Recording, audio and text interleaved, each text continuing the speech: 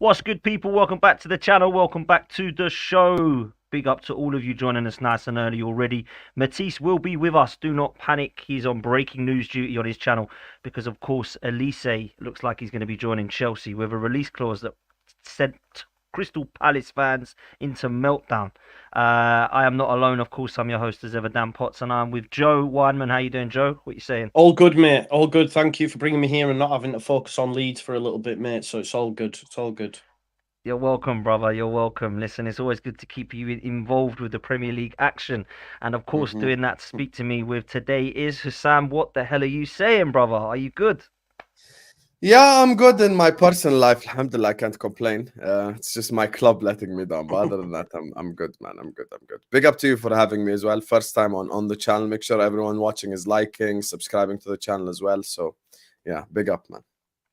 Big up, Husam. Always welcome, man. Thank you so much for coming on, bruv. Listen, Matisse is going to be with us in a few minutes, and I'm sure he's going to have questions on Chelsea, laughter with Husam. I don't know if you checked it out last night, but myself, Husam, Matisse were all on his channel with Lawless, Flawless, and Daps. Lawless and Flawless. Wow, that's a tongue twister. It was great chat. It was good banter. But I must say, I'd felt a little bit sorry for Husam. He was literally getting like punches left, right, centre. But Where, he's whose taking channel them was well, this? man. Was this Taking on them well. Matisse? Matisse, yeah, it's on I'll have to Matisse watch last it night. back. I'll have to watch it back. Listen, I thought he did well. I tried to throw him a couple of questions, which I'm gonna throw him again today, but he weren't having none of it. He was in a bad mood. It's fair to say, as Sam was yesterday. Maybe he's calmed down. Let's ask you, how would you feel right now, 24 hours after this crazy madness window? Have you calmed down a bit, Husam? I mean, have I calmed down? Yeah, of course. Yeah. As a football fan, like some you calm down 24 hours later, but it still feels like shit, though. I'm not even gonna lie. There's no need for me to make up the way I feel. It feels like crap. I mean, I've always said, look, my logic has always been if they get Caicedo, I've got no problem with it because they've been chasing the guy for 3 months. It's logical for Caicedo to go like, you know what, these guys have been speaking to me for 3 months. Let me go to Chelsea. But the Lavia one is the one that's more upsetting than anything because the Lavia one, he's the guy that we've been chasing for the longest, and we've ended up, kind of going 0 for 2 on those transfers. That's why I was really upset yesterday because the Lavia one is a lot more upsetting. It's kind of Caicedo in reverse. We were like the Chelsea to the Caicedo with Lavia, We've been the guys that were speaking to him for the longest. And the upsetting part is, like, if we just paid what Southampton wanted 2 weeks ago, Lavia would have been a Liverpool player now, and we probably would have had him even in for the Chelsea game. We ended up to mess around, mess about as per usual, because we love messing around. Bad planning, absolutely horrible summer so far. And we're missing probably 2-3 players right now to even get back into just being a respectable team. So it's looking real bad right now for Liverpool Football Club. So we've literally got 15 days to save our season from now to the end of the window. Can I ask you a quick question, bro? Would you have preferred? So I guess you've probably already answered this 1,000 times, but just for me, would you have preferred the club to have just focused on Lavia, or at least thrown the hat in the ring on Caicedo? Which would you prefer? Because I guess they could go to Lavia and then maybe there was a chance, but at least they gave it a go. Like, where's your head at? You're probably going to end up with neither now. So was it like you should have just gone all in on Lavia? Yeah, my logic has always been, listen, don't bring a knife to a gunfight. That's just how it goes. If you wanted to go in for Caicedo, put your balls on the table, then you best get him. And if you don't get him, you need to get your plan A, because Lavia was there waiting for us. For me personally, look, from when we made that 45 million pound bid that was rejected, and it was reported that Southampton would have accepted 50 million, I was like, come on, man, like 5 million is nothing to a football club. Like 5 million is like a fiver to us, so it's just like it should have been done. Lavia should have been a Liverpool player. Lavia for me was the more upsetting one. Even though Caicedo is the quality player, Lavia was the one where it's like we were supposed to get the guy, man, because we've been speaking to the guy for the longest, and we ended up buttering both transfers, and now we're linked to players who end up at Bournemouth. So like, all hell's gonna break loose, man. All hell's gonna break loose in this summer transfer window. I have no idea what the hell we're gonna do now. It's just we've put ourselves in a really sticky situation. Really sticky situation. Do you think, Joe? Right. Let me come to you before what interested to hear who's Husam's putting the kind of fingers towards here as far as Liverpool concerned. This is the most unlike Liverpool transfer window I know with stuff like this, because they normally are shrewd, they get their stuff done. I'm normally very jealous of how Liverpool have been run as a football club. It seems that not only on the pitch now is it not Liverpool Football Club, but behind the scenes it's not Liverpool Football Club. Like what's going on? Like I mean, obviously Husam's got a very strong opinion of it, I'm sure, but from the outside looking in, from me and you, Joe, like what's been going? What's different? What's changed now? I don't know what's changed behind the scenes, but it's panic stations on the face of it. You know, like as a fan from the outside looking in, it just looks like panicking to me.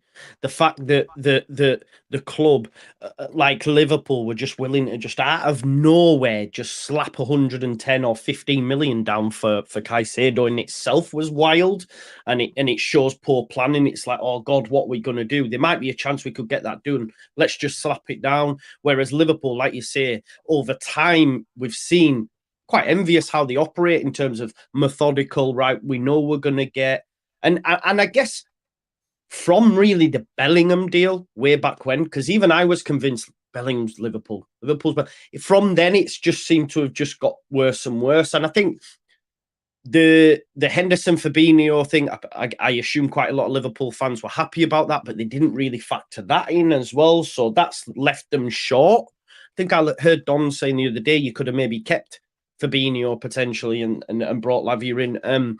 But that's the thing. It's like, it's just, I guess they weren't planning for them two exits, knew they'd get cash, and you can't sometimes turn that money down for players at the twilight end of their career. So it's okay. We'll get our targets, and the fact that they haven't. Well, look what happened last with Arthur Melo. You don't want to be in another situation like that, do you? So like, I just don't know where they go. Liverpool now, who's out there? I mean, Calvin Phillips. I don't know, like who can Liverpool? No, but this is the facts, though, bro. Like where else can Liverpool go at this point now? You know, hell, that's where we're going. That's where we're going as a football club. First of all, Dan, can you please not put me next to my eternal enemy? This is a disrespect. Like this is disrespectful. Putting me next to my eternal enemy. Let's split you up, man. Thank you very much. Yes, put me next to the real club, Arsenal Football Club in London. No. Anyway, you know what it is? This is the thing, like Joe. Look at me, that I was against the Fabinho sale from the start. From the start, I really wanted to keep Fabinho. People keep saying from a business perspective, with all due respect, this is not the Liverpool supermarket. This is like Liverpool Football Club. With Fabinho staying there, and then you bring Lavia in. Lavia could learn to become one of the best DMs in the world. You've got the experience of Fabinho there. And just like we saw against Chelsea, Van Dijk wasn't like, he was like, oh my God, Van Dijk's finished. Van Dijk wasn't finished. Trent wasn't finished. Salah was still doing his thing. Like, the world-class players don't turn shit just like that. That's not how life works. And because we've got Europa League, all Fabinho had to do was play one game a week essentially until May, which is probably the least amount of football he's played his entire career at Liverpool Football Club. So you bring Fabinho, you keep Fabinho, bring Lavia while Fabinho's there. And that was like what I thought should have been the smart idea going forward. Now we're sat here, no Fabinho, no Caicedo, no Lavia, none of these good DMs. Now we're looking at Cheikh Doucouré from Crystal Palace. We're looking at all these. Yeah, we're looking at all these media players, man. So it's going to be a long season. Tyler Adams and Doucouré, Sam. Thank God Tyler Adams went to Bournemouth. I've never been happier that a player we've been linked with went elsewhere. I've never been happier my whole life. I think you're doing Tyler Adams a bit of a disservice. I'm not on the trolling thing of saying that you should have been targeting him as a first choice, but considering your situation and the fact that you need 2 DMs, not 1, you need 2. I don't think he would have been a bad backup option. It's not something to get you off your feet and to say, shiny new toy, this is why we missed out on Caicedo and Lavia. But as an option to be a stopgap for when you get your next guy, which is also needs to be happening in this window, I don't think it would be the worst thing in the world. I think it's like equal to a Calvin Phillips or at Man City or something like that. He's obviously got injury issues, but I don't know. I think at this current moment, how screwed you guys are, I wouldn't be turning your nose up at Tyler Adams. He's not a bad player. Like he's a good player. He's not a great player, but he's a good player, and he's damn well better than anything that our teams had at holding midfield on the weekend. That's just my 2 cents. Just Joe knows him well. Joe knows him well. Man. Do you know, defensively amazing. I can't lie. Like, he's deceptively quick in terms of covering ground, short spaces, and winning the ball. I mean, Matisse will have seen him play when we beat them 3-0 at Ellen Road. Yeah, but like, unbelievable. Yeah, on the ball though. Nice ball, little reminder there, Joe.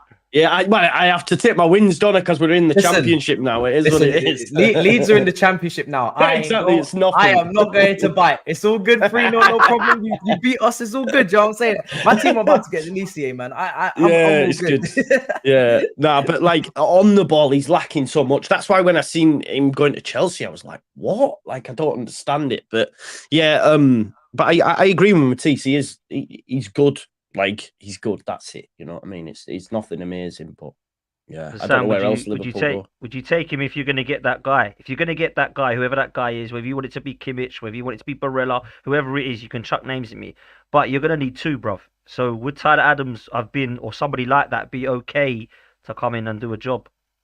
No, I don't want Tyler Adams. My solution to our current mess is Kimmich and Amrabat. That's my current solution to our mess in that position. Amrabat would be the cheap, experienced option, and Kimmich is the guy that's the class player. I tried to give you the caviar analogy yesterday, Dan.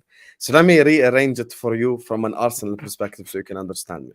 Yeah, you were linked to Declan Rice for 6 months, okay? You keep speaking to Declan Rice, you speak to Declan Rice, he ends up out of nowhere going to Chelsea. And then your club's proposed solution is Manu Kone. How would Dan Potts feel? Listen, what did I say to you yesterday? I appreciate how pissed you are, right? I said to you, I get why you're pissed. But I did say that there's still time for you to actually get something done in this window. So I get why you're annoyed yesterday. Now, what I would be doing if I was you is, right, okay, I want pressure on this ownership and this board to explain to me what we're going to do now, because you have just embarrassed yourselves as a football club. So who's next on your list? And if it is, like I've said, names that you don't like, or if it's names that you want, show me who they are. Because for me, this is what I think, and I want to ask you this question, right? I listened to Carragher last night saying it's not the owners, it's the structure of the football club. For me, I think that you can work out at the end of this window who is to blame. Because for me, your owners could turn this around and go, right, you guys have got no clue what you're doing, so I'm getting rid of you because you've completely and utterly embarrassed us as a football club, and I'm going to be doing X, Y, or Z. Then you can start to see who's to blame. If the owners are going to sit there and do absolutely nothing about this and let Liverpool fans just be embarrassed, then yeah, FSG have got to have a serious look at themselves as an ownership. So that's what I wanted to ask you. Where are your fingers pointing here? I mean, Dan, I know you. This is like we've really just met each other recently. Matisse will tell you, Joe will tell you. I've been on the fight against FSG for the longest. Like I've been on the front line. I've seen your content, brother. Yeah, I've been on the front lines against FSG, man. Like it's just this ownership right here is the real problem, the real issue. And even if stuff in house is not good enough, like you've got to look at the ownership as well, because the ownership are the ones responsible of structure. That's who else is responsible for structuring the club. Club cannot structure everything at the club. The owners can. And the fact that we have, this random guy coming in from Germany to be our sporting director, and before that Julian Ward, who resigned, we really miss Michael Edwards. Michael Edwards deserves a statue outside Anfield because he's the guy who got kind of all these transfers through and stuff. And for me, it's about the levels you get to now. Because as a football club, we can't sit up here and get linked to Caicedo and essentially show the entire world that we have 111 million and now not act upon it. Because now we can't get the yearly from Liverpool journalists. Liverpool can't spend money because of blah, blah, blah, blah, blah. I was just wondering what excuse they're going to use this year, because they always give you a different excuse every year. I was wondering if they're going to use maybe the Ukraine war as the reason why we can't spend money, even though it's unbelievably unrelated to what's actually happening at Liverpool Football Club.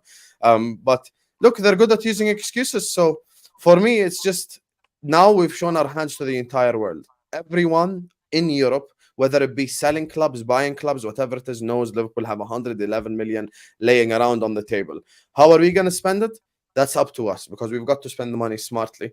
And buying in all this like Decore and Onana and all these like average meaty players, it won't take us anywhere. And it will be a waste of money as well. Because guess what? Crystal Palace now will probably want 65 million for Decore. Is he worth it? Absolutely not.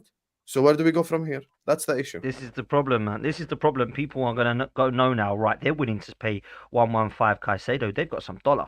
So now everyone's expensive. A little bit like West Ham have found with Declan Rice, because obviously, like McTominay, Maguire, all these guys are going for, 40 million, 45 million, 50 million. Never worth it, in my opinion. But that's how it works.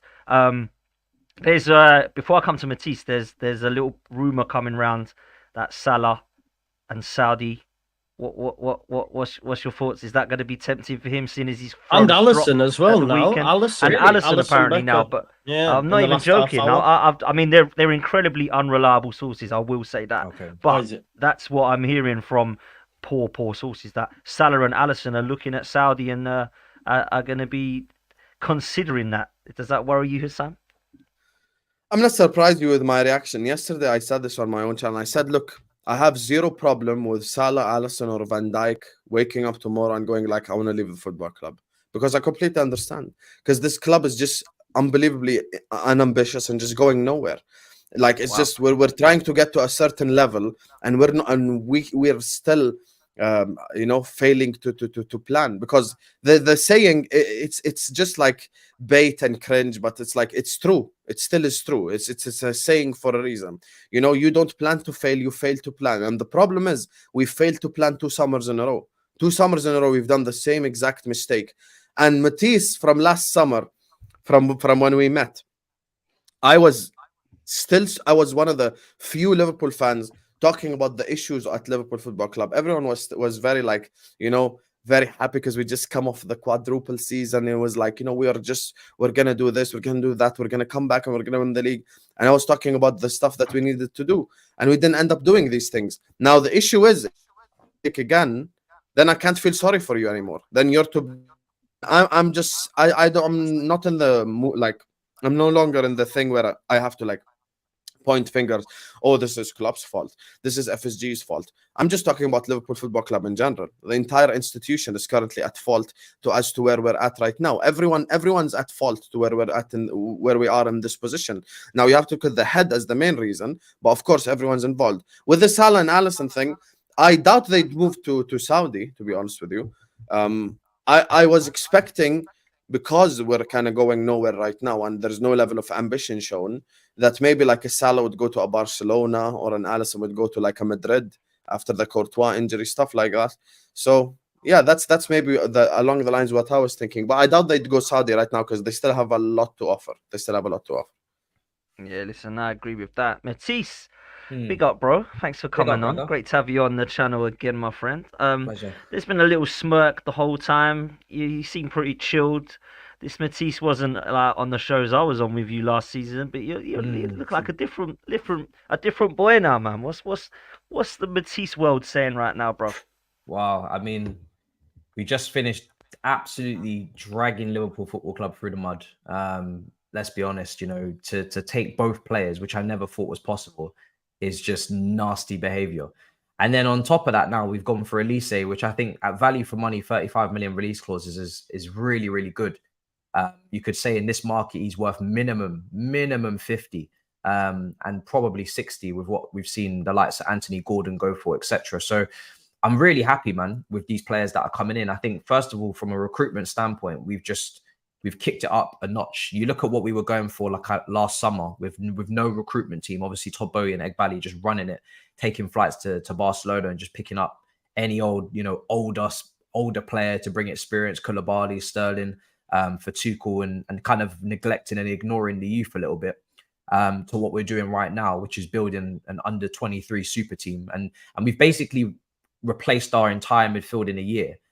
Which is what Real Madrid did with Kroos, Modric, and Casemiro. Obviously, we had Kante, who's the only player that could really talk to those three, and Jorginho and cover a good level or two below. But we've replaced those three in 1 or 2 windows of Enzo, Caicedo, Lavia, and obviously Andre Santos, Leslie Okachoku, who's looking like he's going to be a really, hopefully, good player who'll go out on loan. So we're really prepping for the future, man. And the only thing I need now is the performances on the pitch to match. And the second half against Liverpool is really encouraging. I think we should have won that game. We should have scored, really should have scored. Jackson should have scored. You take a look at the chance at the end with Mudryk going around, the keeper should have probably banged that with Maatsen in. So it's encouraging. But yeah, I've looked at our next 7 games, and really we shouldn't be aiming for anything other than 21 points. To be honest, our next 7 games are so winnable before we play Arsenal after the October international break. So we should be trying to win 7 out of 7, and it's good to be able to sit here and say that that's not only the aim but also what I expect. You spend that money, you get that level of talent in, you gotta back it up with results. And last season I couldn't even buy a goal, let alone a win. And this season I'm looking at, I'm thinking we've just got the 4th highest assister from Crystal Palace, who had Mateta and Jordan Ayew up front to service. He was creating so many chances last season. We've brought him in. And we know that Pochettino is a brilliant coach with Son, with Kane, and with these guys in terms of transforming them to a goal scoring, winger and attacker.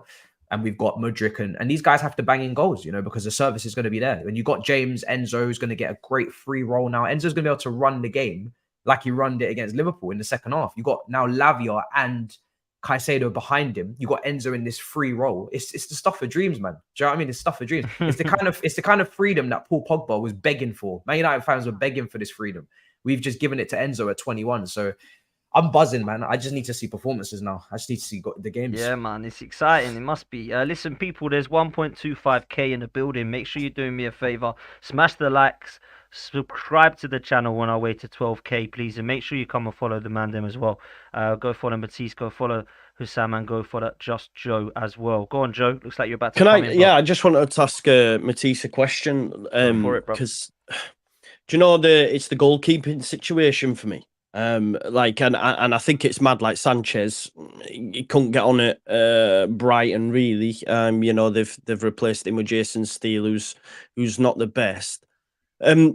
Are you disappointed like that maybe you didn't go for Raya? Because I'm still confused why they've gone and bought Raya Arsenal, to be fair. So I just think maybe if Arsenal could have Chelsea could have maybe waited and got him, is he more number 1 material? I mean, the links to Schmeichel and stuff, I think it's a bit mad, don't you? Like, what?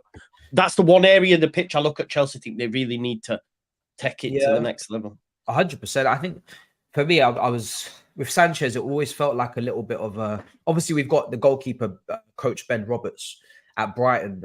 We brought him in with Potter, so there's already a relationship between Sanchez and the goalkeeping coach. And obviously, De Zerbi had his preference with Still.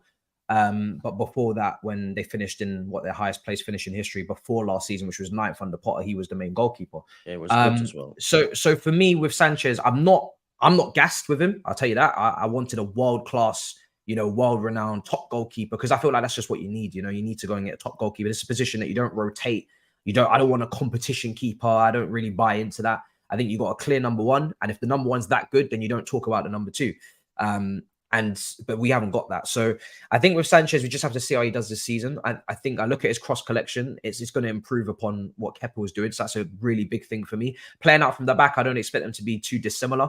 And then the shot stopping, we just have to hope that he doesn't have any of those bozo kind of moments that I saw him have at Brighton, where he did have some glaring big errors at times. And he did make an error against Liverpool, just passing it out for no reason, under no pressure to a Liverpool player, and then he capitalized. But then he did make a great catch, and that led on the counter, which we almost scored from as well at the end in like the 92nd minute. So Sanchez, I'm just like, cool. Do you know what I mean? Kepa, I've wanted to get off the books since, probably 3 years ago. So, he's a player that's on way too much money. He's gone on loan to Real Madrid. I don't know how this guy keeps climbing up the food chain almost, when his performances just don't really, they don't seem to match that at all. He's gone from Bilbao to Chelsea, a record goalkeeper in the world. And then, he's gone to Real Madrid now to replace the injured Courtois. So, yeah, I agree with you. I think the goalkeeping situation is something we're probably going to have to look at next summer. But Chelsea, everything they're putting out right now is that they see Sanchez as the number 1. And apparently, not only have we got his former goalkeeping coach, but he's also got one of Poch's goalkeeping coaches who are meant to be really good as well. So I just have to trust in them to coach him and to put him on a level that I maybe didn't see him at. And if they do that, then brilliant. Obviously, it would be great to know that. It would be great to see that he is good enough to be the number 1. But being good enough means you have to be world class, and you have to be, we're talking Allison, Petr Cech levels. If you're not that, then you're under scrutiny. Yeah, true. Nice one, Sam, let me come to you, man. Let me ask you on Chelsea. There's going to be some pressure now for me. This season, I went into it thinking if they try and get the Champions League, this could be a good season for Chelsea. they're going to do a madness and start getting these players in. By the way, I think Elise has got to be one of the signings of the window for me. That is incredible for the price. I think he's unbelievable talent. The potential is sky high for me, and I think it's in a position that they need, and it only strengthens them. But with Caicedo and Lavia, if they get another goalkeeper, I believe they're going to get another striker as well as Nicholas Jackson, who, to be fair, has looked pretty good in pre-season apparently, and great was man. quite a bright spark. I liked him. Yeah, really quite a liked bright him. spark, to be fair. What's the expectation now, Husam, for Chelsea? I mean, first of all, I want to say FFP isn't real. All this financial fair play means F all after this summer right here. You know, I'm just saying that someone's got to. No. Matisse, did I interrupt you when you spoke? Can we Yeah, speak? but I think Potts wants to have a. I think he wants to have carnage. I think Potts is more than happy to have a flowing show. You can't just you can't just. Yeah, but can I speak longer than 3 chat seconds? rubbish. No, you can't. Can I just chat speak longer shit than and 3 get away with it. seconds? You're gonna Can I say the speak longer right. than You're gonna say the truth. Or Yeah, I'm gonna say the right thing. But Yeah, how can no. you know if you interrupt me 3 seconds? Because you just said bullshit. As I was just there. saying You just said before I bullshit. was rudely interrupted, FFP is not real, ladies and gentlemen. Because if after this summer still Chelsea don't get charged, then we might as well just say bun FFP and all of you guys spend as much money as you want.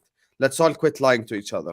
All this, oh my God, Chelsea are in trouble if they don't sell players. They end up selling like 2-3 players, and now they're back and they bought 2-3 players. Caicedo and they bought Potts, is this Olise guy in the and they loft? bought one second, and they bought Disasi No. and they bought about 15 new players. And I'm sat here thinking like, so this entire FFP thing, financial fair play, is a lie. It's just a myth. It's just some made up thing, essentially, because it's not being implemented. Because last I recalled, any other club spends a little bit more money, and directly there is FFP laying down the law. You know, oh my God, this is a points deduction, blah blah blah. So why isn't the same for Chelsea? There needs to be points deduction. There needs to be transfer bans.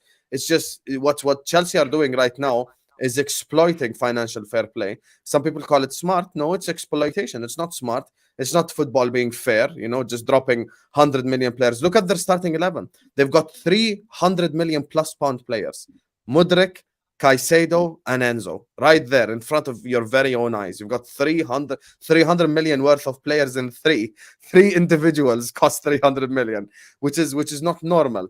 300 million, you could buy a whole football club. You can actually buy an entire institution for 300 million. So, like, Chelsea need to be looked at by FFP. And in terms of expectations, before Matisse gets triggered, in terms of expectations, I'm going to trigger her more. The reality is, this is the summer where I actually realized Chelsea are a small club. And I'll tell you why. Because if Arsenal finished 12th, or Liverpool finished 12th, or United finished 12th, it would have been a completely different reaction. The negative reaction would have been 10 times the Chelsea reaction. Because now all we do is just look at Chelsea and go like, it's the first stage of grief, it's the second stage of grief, third stage of, but who gives a F about all that? Like, aren't you a big football club? Aren't you a Champions League winning football club? Then you have expectations. And I know for a fact, if Liverpool or United or Arsenal spent 800 million in a year and a half, we would be expected to win quadruples, never mind league titles. We would be expected to win every single competition we're involved in. And I'm expecting Chelsea to challenge for the title. And if Chelsea doesn't challenge for the title, they have had a failure of a season. Full stop. Matisse, would you like to come back on that?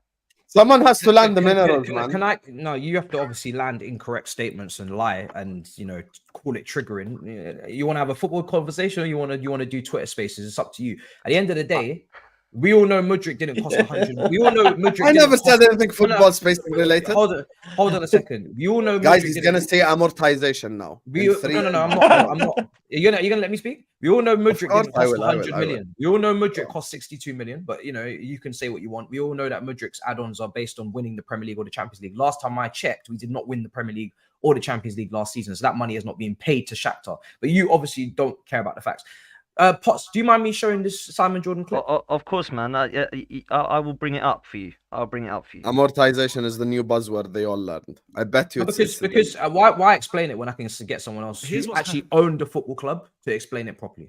So Matisse, you're on the channel to play a 3-minute clip. With their ability to be Listen able and to learn. adhere, I think they'll struggle to do it in a longer game if they're going to start getting some achievements on the pitch. But here's where they really are. They've spent £800 million on players. They spent £600 million last year. They capitalised that over 8 years. All those players were on 8-year contracts. So all of a sudden, that £600 million spend is reducing £75 million a year. So you're charging £75 million because you're dividing 600 by 8. Right? You're reducing your 600 million spend by 75 million every year.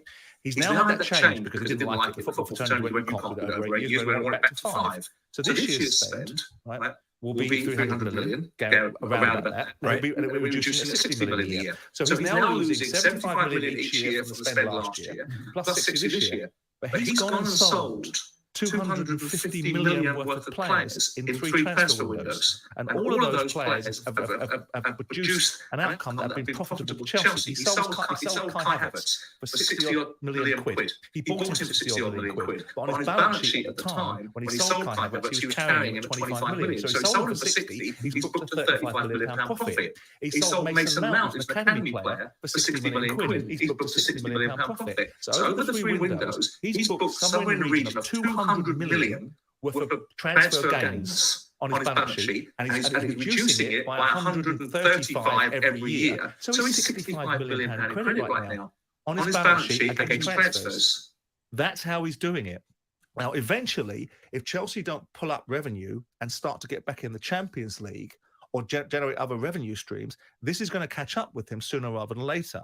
But right now, £800 million worth of spend, it equates to £135 million a year worth of transfer losses, or depreciation. And then you've got 200 million worth of transfer gains on Havertz, on Mason Mount, on Ruben Loftus-Cheek, and on we go. Look who they've sold. But it's a gamble in the longer term. Well, if they don't start doing it, it's a gamble. On the pitch. It's a gamble in terms of the consequence around financial fair play. Now let's look at what the consequence is.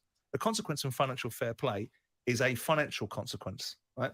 Are we suggesting that people that have paid £2.5 billion for a business that are funding £800 million of transfers won't take a smack on the knuckles like other clubs are getting right now? 10 million here, 20 million pounds there. I'm not suggesting he's aiming for that, but right now people are saying, how the hell can you spend £800 million on transfer fees and not be breaching financial fair play?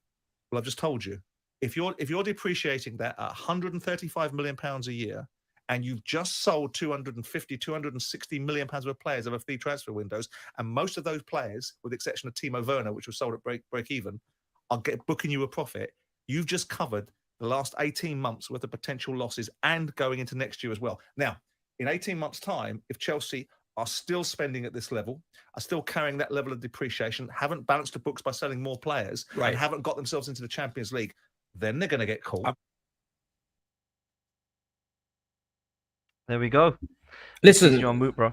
Right, it's actually very easy. 3-minute clip. No, because it's very because it wasn't even for you. It wasn't for you. It was for the viewers, you know. But for you, obviously, you don't want to hear it because it's not your club doing it. But if you had, say, you want FSG out, and you could have our ownership right now in terms of spending, and you would be laughing. I know exactly what you're like. I wouldn't take it. No, I wouldn't. Yeah, you would. You would. No, I wouldn't. You have just finished asking. I wouldn't. You have just finished asking for new ownership. Liverpool and Manchester United fans have just finished asking for new ownership, and the whole reason why they want new ownership is so they can invest in the facilities, invest in the stadium, invest in the squad, and sign players, right?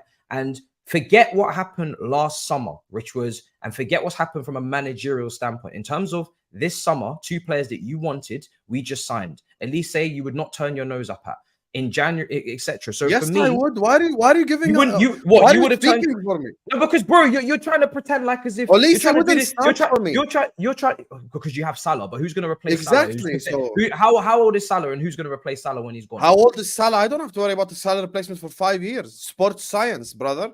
Yeah, okay, we'll see how that goes. The point is, you guys are a bunch of hypocrites. It's as simple as that. You're a bunch of hypocrites. You're hypocrites. So why can't you just have a regular conversation without making it tribal? Can you not make it tribal? Bro, you know exactly. You know. Don't make it tribal. Forget you my know- club. My club is shit. We don't spend money. Can you You know- answer the FFP part without like making it tribal? Don't make it about me. What do you mean? I The know FFP, the I don't FFP's spend already. money. Were you listening to what Simon just said? The FFP. My part has always brother, been my answered. brother. Listen to The me. amount you of money you've spent, is it okay to spend 800 million in 2 years? Be honest. So we're doing the morality now. That's There what you. wanna I'm not do, saying the morality. Are I'm you? saying Hold on a from second. Hold on a financial second. perspective. Hold on a second. Are you trying to play the morality card? Are you? I'm really saying trying from to... a financial perspective. Don't twist my words. Okay, so from a financial perspective, it's already been explained to you. Keep the that we yoga have to not- real life. Don't that bring we it have here. not done anything to break the regulations. If you don't like the rules, then complain to the rule makers. There you Don't are. complain to us because. And what we've did I managed- say? I Hold on said a second. FFP isn't Hold on a real. second. Did I not complain about Hold on a FFP? second. Don't complain because we found a loophole in the rules that make us be able to operate. So at you're this level. admitting to cheating, basically. No, it's not cheating because we found a loophole. Found a loophole equals hold on a cheating. second. You know Hold on who a does second. that? No, Man City. listen to me. Listen to me. If we were to do this next summer, when they have closed the loophole, when they have closed the, then yes, it would be cheating. But we have not cheated. That's why they've had to change the rules because they've realized the game is rigged. Right? That's the problem. They've realized that the game is rigged, and we've found the answers to the games. If I give you a puzzle and you figure it out, and I'm like, shit, if I bet you £50, you're not going to figure out this jigsaw puzzle in 30 minutes, and you do, I should have given you a more difficult jigsaw. And I'm not going to say to you, oh, you cheated because you figured out how to do the jigsaw. So your logic doesn't stand up. You're just coming across very salty because your club did not sign players that you wanted, and my club signed players that you wanted. And if you don't like it, then you have to get a new owner. And this is why everybody wants to keep saying, oh, Todd Boehly doesn't know what he's doing. Well, if he doesn't know what he's doing, then why are you complaining? If he doesn't know what he's doing, then why don't you? What's your problem? If we are moving in such a reckless, wrong way, then we're going to pay the price, aren't we? And we're going to finish 7th and 8th, and then you have no problem. You have nothing to worry about. But you know that Chelsea are serious. You know that Chelsea are going to respond to what happened last season. You know we're signing good players. You know we have a good manager, and you're worried about it. But I have to keep saying it. This is the last thing I'm going to say. Premier League has money in it, right? So people are going to spend. Whoever doesn't spend is going to get screwed over. That's just how it is. Everybody's got money. Look at Aston Villa. Do you think Aston Villa are spending what they spent 10 years ago? No, they're not. They have money. Look at who they're signing. Look at Aston Villa's revenue. Have they been in Europe? Have they won a Champions League in the last couple of years? No. But look how much money they're spending. You're making it to me. Hold on a second. If you take it, no, bro, because you started. I've it, now held I'm on finished for it. 7 minutes. You started it. Now I'm finished it. You called out my club in front of me. If you didn't want to do it, you should not have had me. I'm going to respond to you. Actually, I called out FFP, not no. You called out Chelsea, and you said that we're breaking rules and that we need to be transfer banned and that we need to be 100%, sanctioned. 100%. That's what you said. So now I'm responding, and you're gonna have to hold that, bro. Aston Villa have not won a Champions League. Aston Villa have not been collecting the same prize money in us. They have not been in the same competition. Neither has Todd Boehly. The same TV revenue. But look how much money Aston Villa are spending in proportion to what they make. Have you looked at that? No. Yeah, you don't and care. Aston Villa are spending normal money. Aston Villa are spending normal money. You know, You your see- problem is your first statement. First of all, I said West Ham spent 200 million last summer. I knew amortization was going to be brought into it, and literally with 10 seconds into the clip, Simon Jordan explains amortization indirectly, which is just bait now. It's become the new buzzword when your club is just reckless in the transfer market. That's number one. Number two, I said FFP isn't real. You're saying complain about the rules. I am complaining about the rules. Did I not just say FFP isn't real? So who's FFP? Chelsea aren't FFP. FFP financial fair play is from the there. It's just FFP. yeah. FFP is from the UEFA and the FA, and they need to fix up. Hold on. We're not in European competition this year, so FFP for UEFA. That's nothing to do. Did I not just say UEFA and the FA? I just said that. Yes, you're talking about Premier League rules, right? Yeah, FA and the Premier League both need to fix up in terms of financial fair play. They need because to, then it's pointless. No, What's the point of It's not fit for purpose. It's not fit for purpose. They need to tighten Exactly. it. They need to tighten Thank it. you. It does I agree. exist. It's just we haven't broken it. That's what you're not understanding though. We haven't broken. Matisse, any you're rule. fighting a fight that I'm not fighting. I You don't are know why fighting you're it. pointing No, you are because you just said. I'm pointing at No, FFP. don't go What anywhere. about you? Don't go anywhere. You just said we should be deducted points or we should be transfer banned. Yes, That's what you you just should said. be. And you only do that when someone has done something wrong, like a Juventus. We've not done anything wrong. You That's know what you you've done wrong? understand. Spend 800 million in a year and a half. That's what That's you've not- done wrong. We haven't done anything wrong. You you know don't you understand. have, because that's No, too we much haven't. money to spend in a year and a half. Who Even City didn't spend says that way. you say that? Who says that? No, logic says that. Common sense. No. No, the rules have to say that. Matisse, for 800 million, you could buy a mid-level club in the Premier League. What's the point in mentioning 800 million if you're You not buy a gonna whole club Hold on a second. with What's their the point? entire squad Hold on a and the second. people who work there What for is the 800 point? million. What is the point in mentioning 800 million if you're not going to mention how much money the club has made in transfers? If you're not going to mention how much money the club is saving on wages, if you're not going to mention all of these things, you're not going into any detail. You're just seeing transfer market 800 million and going off. You're not going into any actual detail that would be spoken about in documentation for when these deals are done. Like And serious amortization, people, serious people that handle serious finances. You're just coming in hot-headed and speaking about the surface level finances. And that, my friend, is not how this works. If you want to get technical, if you want to get technical, then we should be talking technical. If you're just going to do subsurface analysis, then you're not going to win. And neither is John Henry, who rocked up to Stamford Bridge and left with his. There you are. He's making it about me. So John Henry can hold that as well with his subsurface. Can I just get 30 seconds? Let me just get 20 seconds. Matisse has went on this. First of all, Matisse, when you first started playing the clip, it was like 22 on the StreamYard thing. It's 36 now. So it's the clip, and like you spoke for 10 minutes. I know this is quite a triggering subject, but I'm not looking at Chelsea only. I'm talking about FFP. When I first started speaking, I said FFP isn't real. And Joe got what I'm saying, because I'm saying it's not leveling the playing field. It's not actually fit for purpose, and it's not being implemented correctly. Because by definition, if a club is spending 800 million in a period of 18 months, then financial fair play means absolutely nothing. That's just the reality of the matter. Financial fair play is implemented so a club could build up step by step by step, get to that highest level, basically do what we did 5 years ago, which is like, we're going to buy Salah and Mane, and then we're going to buy Van Dijk and Allison, and then we're going to buy this guy and that guy, and slowly, we're going to get to that level. You skipping the process was something that FFP was implemented to stop. So you're taking it as I'm attacking Chelsea. I'm attacking FFP. FFP is the problem. FFP, financial fair play, is not being implemented correctly. When a club, by definition, spends 800 million in a year and a half, based on, it's in the name. It's in the name, financial fair play. Based on it being financial fair play, that club should be either deducted points or punished. But that's not happening because FFP is the problem, not Chelsea. Yeah. Do you know, like for me, FFP, like you said, it's just FFP. it's not fit for purpose. I agree with what Matisse is saying in respect that because of the amortization and how they've done the contracts and all that sort of stuff, basically they've not broken any rules.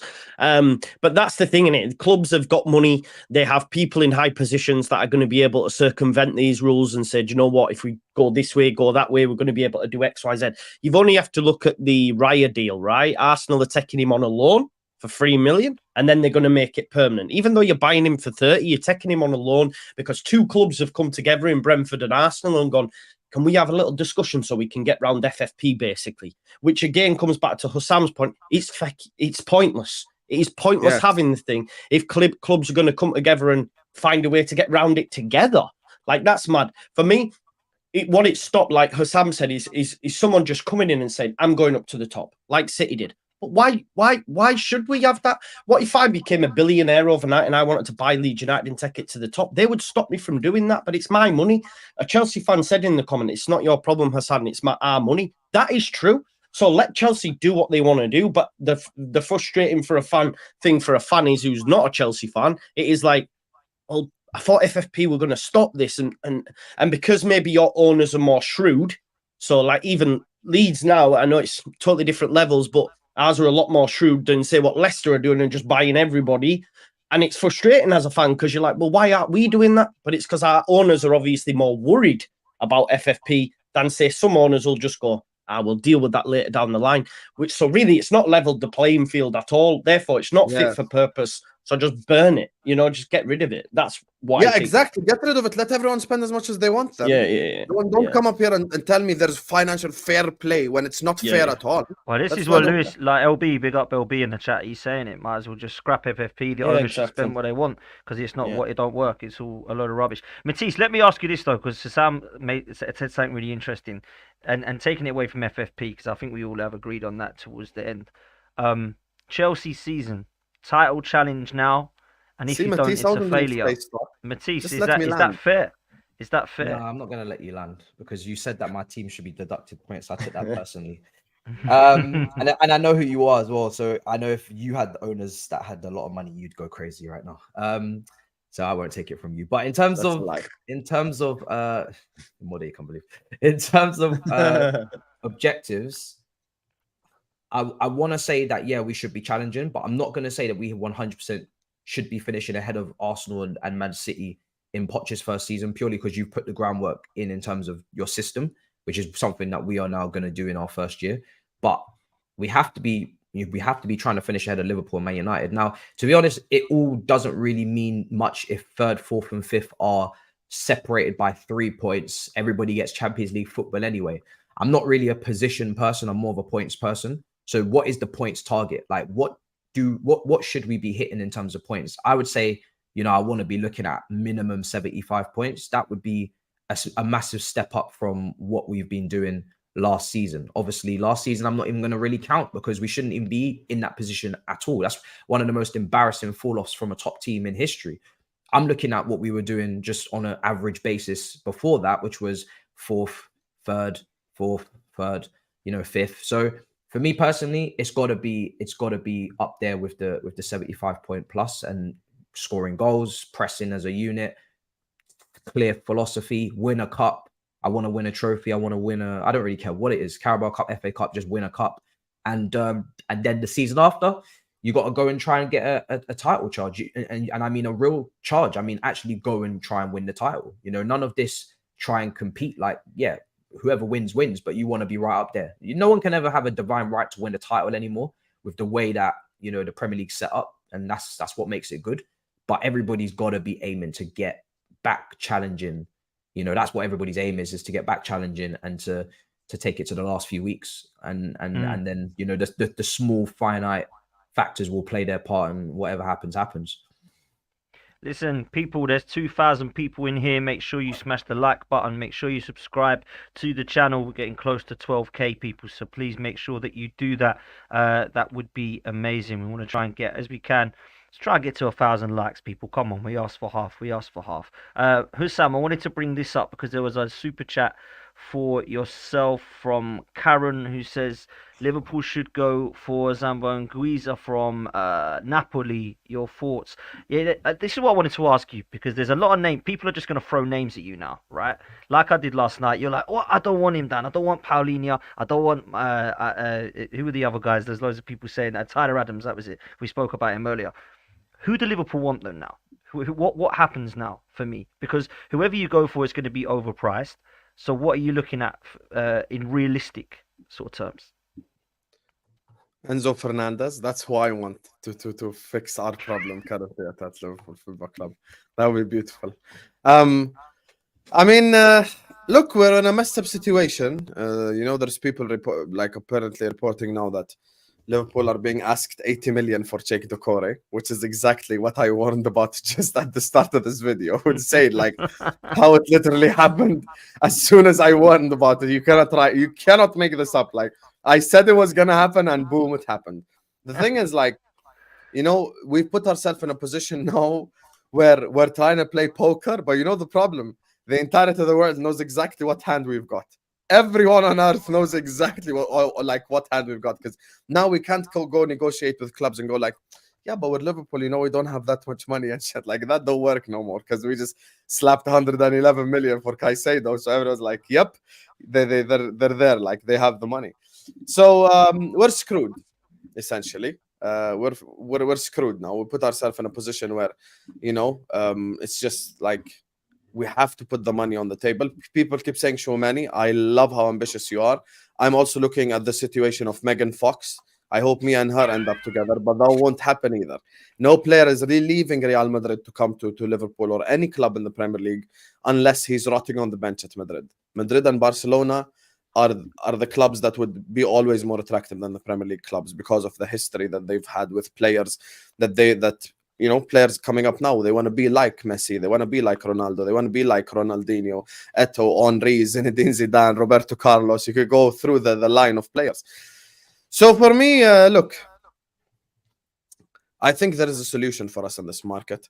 I've already suggested it. Trigger release clauses is solution number one. Exactly what FFP violating club did today. We could do. Call Sporting Lisbon and trigger the release clause of Inacio. That's a centre back we need.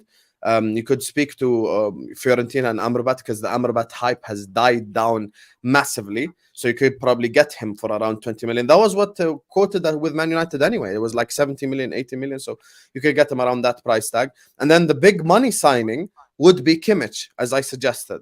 That way, the fan base wouldn't have just absolutely lost their mind, because the messed up part is whoever comes in now, there will be no hype. The hype's dead. Like, the hype's gone. Like, 4 months ago, 3 months ago, if we signed like Dokore or Kone or Thuram, everyone would have been like, yes, we're getting midfielders and let's go. But now it's like, fuck, like, I was supposed to get Caicedo and Lavia, now we're giving me this Kone guy. It just doesn't work out. And Marco, I've seen people suggest shit like this. On a real level, El Neni would start for Liverpool. Like, it's not even a joking thing anymore. Like, people need to understand, if any of the guys on the panel right now could play DM, they'd start for Liverpool, because we actually don't have a DM. Like, people think it's a joke. We have 0 active DMs at our football. 0. Zilch. Nada. There's no DM at our football club. So yeah, exactly. It is embarrassing. So now you understand why I'm upset, damn. And that's why you need to stop telling me, after trying caviar, that I've got to go back to the Cantona section, because I know Dan Potts would have been fuming had he been linked with Declan Rice for 6 months, ended up signing a Manu Kone. So the same way you want me to calm down, apply it on yourself. You wouldn't be calm either. So listen, it's a fair point, man. Unless we make proper decisions and signings, and we have 15 days to save our season and possibly even save our future as well. Bro, Chelsea have made their midfield elite in about 48 hours, so it can be done. It can be done. Let's be real. They've actually made, like, it's taken Arteta four seasons. It's taken Matisse two windows. Chelsea 2 windows. Matisse is like, why does it take you so long? It's like one game, and they've gone, right. Yeah, right. We need to rectify this. 48 hours later, boom, done. Do you know what I mean? Dan, all you had to do was find the loophole and amortize the contracts. That's it. Yeah, that literally was it. They're closed, but they're closing now. The UEFA one closed this summer. Premier League one's closing next summer. So you better hurry up. John W. Henry is a bitch. My owner is actually a bitch. This guy rolled up from the US to London with his wife in a suit to Stamford Bridge, and come to find out he's here to just bitch to the FA. You fucking idiots. Like, this guy rolled up to London to just moan to the FA, basically. Like, what's mad? I was doing a watch along for the Liverpool-Chelsea game, right? And on TV, they showed Todd Bowley. I'm like, fuck you, Todd. And then they showed John W. I'm like, fuck you too, Don. Like, I'm not backing him. I'm like, I'm against him too. This guy rolled up. When the news came out the day before, they're like, John W. Henry is making his way to England right now. He's going to be at the Stamford Bridge game. I was thinking this guy's about to drag his nuts on the table, lay 120 for Caicedo, go like F off Chelsea, here's 70 for Lavia. I thought he was about to just make all hell break loose. Come to find out, he's going to speak to the FA to complain about Chelsea. How much of a bitch are you, John? It's unbelievable. It's unbelievable, honestly. It is crazy times. Listen, people, we're going to have to leave it there because I've got another stream. Make sure you stay here. It's going to redirect you over to where I'm going, which is on Saeed's channel. So make sure that you stay with us. Big up, Husam. How can people follow you? Shout out your stuff, man. I mean, lately I've been followed by a lot of Chelsea fans because I swear to God, I've never had them. Like, I probably have more Chelsea fans following me now than Liverpool fans because of this situation that we're in right now. So my Twitter is at the Don Husam 6. My YouTube channel is at This Is Football. Tonight at 11 p.m. we got the show called The A-List coming on. So we've got Luis coming on, we've got Igal coming on, Staffy and Hamza, most importantly. So we're going to talk about this Chelsea situation. We're going to talk about the jammiest, luckiest club in football history, Manchester United, and the result they had yesterday, because they're like, some things never change. 20 years and this corruption of Man United with the referees won't ever change, because they should have had a penalty. That bald bastard ended up booking Gary O'Neill. But you can find me at This Is Football. Mad. That was a madness, man. Make sure you go over there at This Is Football. Make sure you go follow Husam. Joe, likewise, man. Just Joe, what you got coming up, bruv? Yeah, well, it's all championship stuff in it. You don't need to be a part of that. But yeah, just your football show. Yeah, just come on over, help me out. Always putting in work, man. So yeah, self-proclaimed hardest working man in the YouTube game. That's what I say. So come on over and check me Big out, up, man. please. Big up. Nice Make one, sure you man. go follow Joe. And obviously, you know where to find Matisse. You'll see him pretty much on everybody's stream. Make sure you go over 3 letters MAH. Go and sort it out on YouTube. Go sort him out. Thank you so much for coming on, brother. Yeah, pleasure, man. Absolute pleasure. And yeah, Husam, I mean, he's a rattler. So I should have probably, if you had told me he was coming on, then it would have been a different I thing. I kept it was a warning surprise. about I've seen enough of Husam. You know, I've been speaking to him so often the last Matisse, couple you of days. misunderstood me, man. I just need to take a break, man, from Husam. Honestly, it's just like I mean, he just I'm said so that on totally everyone's over it. anyway. So he just called you the Henderson of YouTube. Don't have it. I'm gonna be honest. I thought it was just gonna be me, Dan, and Joe, man. Fuck you invite this guy for? Yeah, what did they bring this guy on for? Love that. Listen, people, make sure you do us a favor as you leave. Make sure you like and subscribe, man. We're getting closer to 12k. Need a lot of likes on this video, so make sure we do that. Go follow the guys, and we will see you next time. Take it easy, and of course, up the Arsenal. Latest, people.